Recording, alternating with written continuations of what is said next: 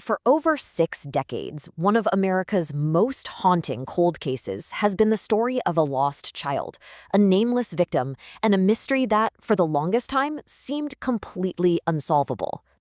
And this was the question at the heart of it all, the question that plagued generations of investigators and journalists. A simple question with absolutely no answer, until now. After an agonizingly long wait, a monumental breakthrough in science and good old-fashioned detective work finally broke the silence. The boy was given back the one thing that had been stolen from him for so long, his own identity. Just let the scale of that sink in for a second. His body was discovered way back in 1957, but we didn't learn his name until 2022. That's 65 years of not knowing. Incredible. And now he has a name, Joseph Augustus Zarelli. For the very first time, we can say his name.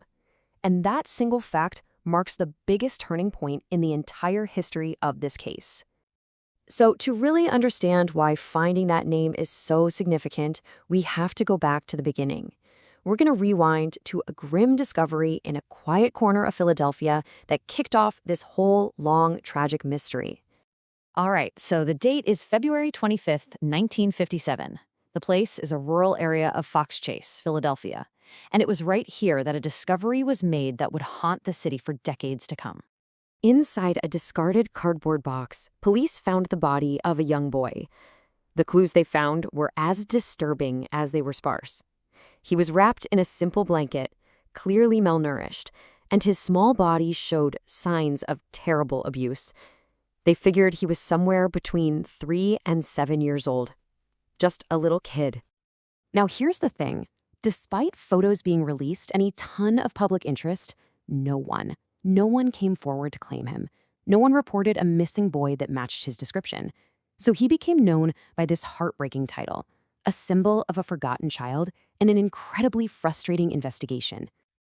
And that initial investigation, well, it stalled out pretty quickly, which led to decades and decades of pure frustration. The trail went cold, and when there are no answers, theories start to pop up. A couple of theories really gained steam over the years. One of them focused on a foster home that was nearby, but investigators, they could just never find enough evidence to actually press charges. Then, decades later, you get this dramatic confession from a woman they called M. It seemed really promising, but her story, well, it ended up falling apart under scrutiny. And this really became the cycle that defined the case for 65 years. A new lead would pop up, everyone would get their hopes up, investigators would chase it down, only for the evidence to turn out to be unreliable, and then back to square one. The case would go cold all over again, a truly heartbreaking pattern. But then, we entered the 21st century, and a revolution in science offered a brand new key to unlock the past. After all those years of dead ends, DNA technology finally came in and just completely broke the stalemate. The key was something called genetic genealogy. So what is that exactly? Well, it's this incredibly powerful technique where investigators use DNA to find relatives in public databases. And from there, they can painstakingly build out a family tree, working their way backwards and forwards through generations until they find who they're looking for. And you can really see the whole story of this investigation right here. There's that first burst of activity in 1957, followed by this huge flat line that represents all those decades of dead ends. And then, bam, a massive spike in 2022. That spike, that's modern science finally providing a definitive answer. So what did the DNA actually tell us? Well, first and foremost, it gave him his name, Joseph Augustus Zarelli. It gave him a birthday, 1953. It helped investigators establish his family tree and confirmed that, yes, both of his biological parents were deceased. But here's the thing. Giving him his name back is not the end of the story. Not by a long shot. In fact, you could say it's the beginning of a whole new chapter. Because while one massive question has been answered, the ultimate question still remains. Who did this to him? So let's break this down. We now know his name, his birth date, and his family tree.